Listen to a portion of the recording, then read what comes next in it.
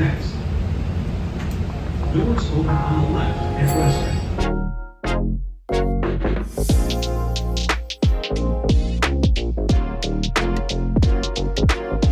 Western Avenue is the longest street in the city of Chicago, stretching 24 miles north to south across the city.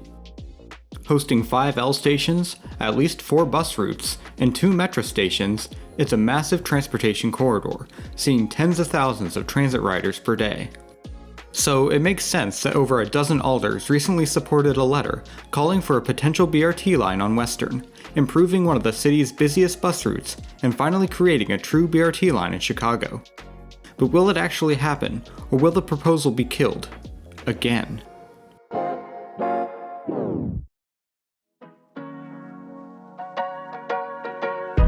BRT stands for Bus Rapid Transit, an enhanced bus system that may include features like dedicated lanes, transit signal priority, off-board fare payment, level boarding, and special or enhanced stations to provide faster, more reliable, higher quality service, by removing common slowdowns typical buses face, such as traffic or red lights. 40th Ward Alder Andre Vasquez and 47th Ward Alder Matt Martin recently penned a letter to Mayor Brandon Johnson, CTA President Dorval Carter, and CDOT Commissioner Tom Carney, calling for a BRT line on Western. The letter, sent May 22, 2024, requests that CDOT and CTA take the necessary steps to implement bus rapid transit on Western Avenue, saying it will help improve access to housing, jobs, and education for thousands of Chicagoans, and that BRT has been supported by 5 recently released studies and recommendations.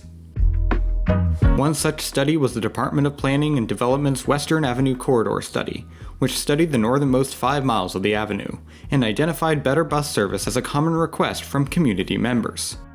The study went on to recommend many aspects of BRT such as bus priority infrastructure and level boarding as long-term goals for the corridor. Plus, the CTA's recent Better Streets for Buses plan identified Western Avenue as one of the plan's bus improvement corridors, an area prioritized for the improvement of bus service. The support and demand for BRT on Western is there, not only in the studies but also in the ridership. If the CTA's Western buses were an L line, they'd rank higher in ridership than the yellow, purple, pink, and orange lines. Plus, Western provides many connections to not only the L, but to Metro as well. Looking at a past study, a potential route for a Western BRT line would have stops about every half mile. The average speed of the proposed line would increase over the local bus and near that of an L line. Another benefit of a BRT line on Western would be a stronger north-south transit line outside of the loop, helping move the system away from a strictly hub-and-spoke design. For more on this, check out the Flying Moose's video, linked in the description.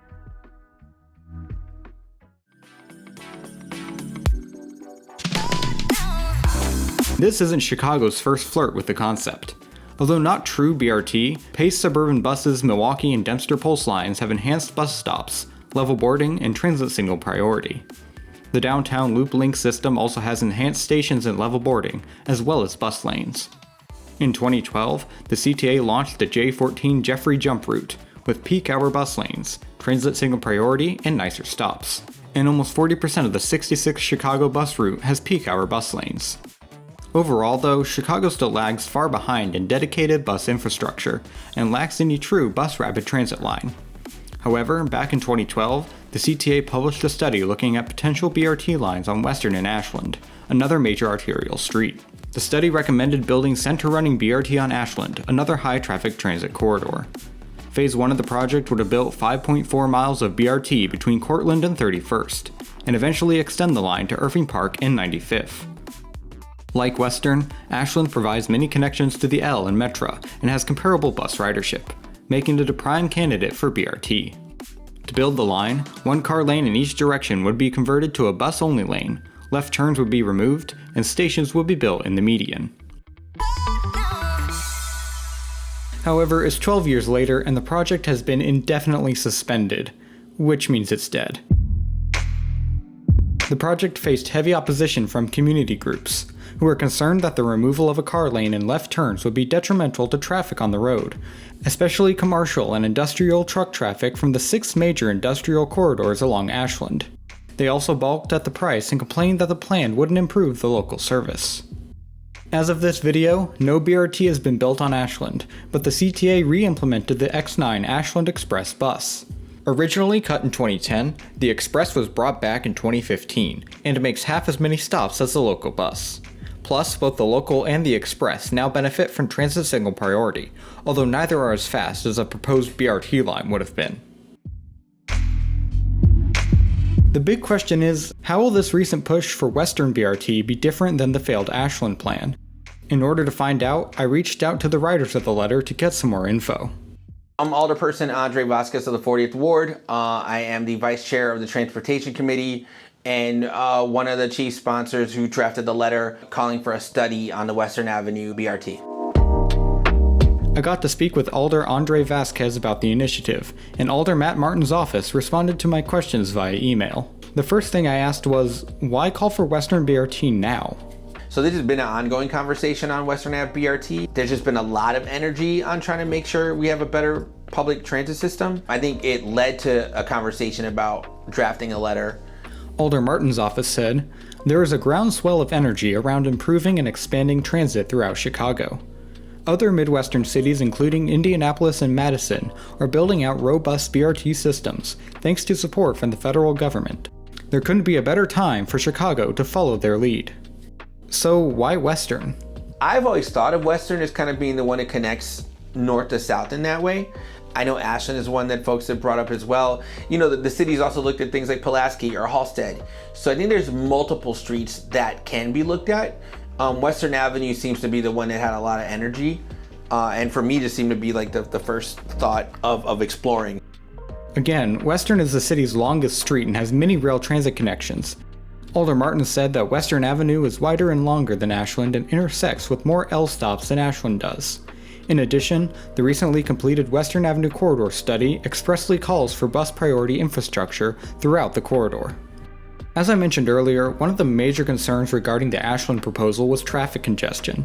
How would this plan address those concerns and mitigate potential impacts? It's good to revisit the conversation and really find out what's feasible through a variety of lenses. I think as it relates to the congestion conversation, if you create a better public transit system, more people ride that, which means less people in the cars getting from point A to point B, which actually leads to less congestion. So if you really rebalance it properly, there's a good way to have everybody benefit from it.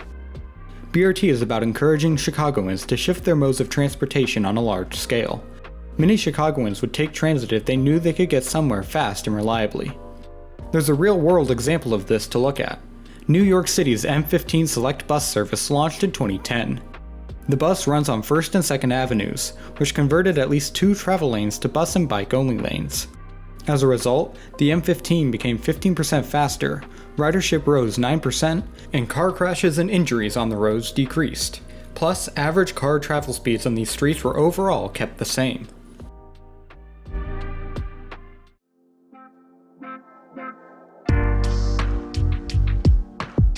A specific concern about potential congestion was truck traffic, with community members being concerned that large trucks would opt to take smaller residential streets instead. Western is a major industrial and commercial corridor. How would adding BRT to Western affect this truck traffic? There's law against, driving through the residentials for some of the bigger trucks. There's also clearances on viaducts and things like that. So I think the conversations about what routes would look like is an important one to have. But again, it's already congested on these streets. So it's not like these trucks are moving any quicker. They could potentially be moving in a more rapid fashion if there's less cars, because that ends up being less congested overall. From Alder Martin, part of the conversation also concerns enforcement. Trucks will need to continue taking the designated truck route that is Western. Finally, we need to continue building out traffic calming throughout our residential streets to ensure that there is no incentive to use those as alternatives.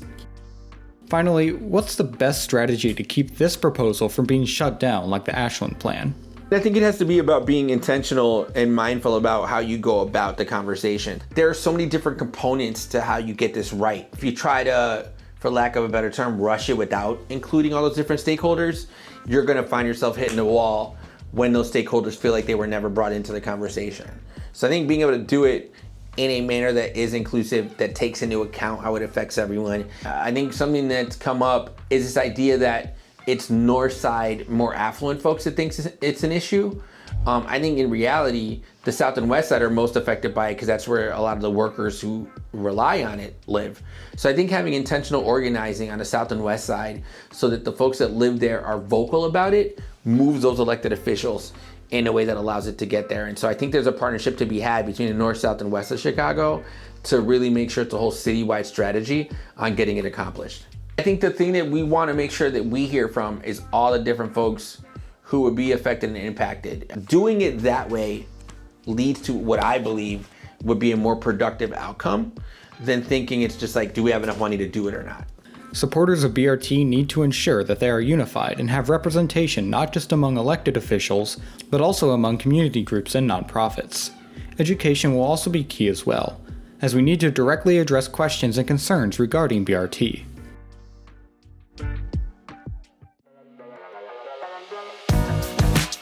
BRT not only benefits transit riders, but helps get people out of cars and onto the bus, reducing traffic overall.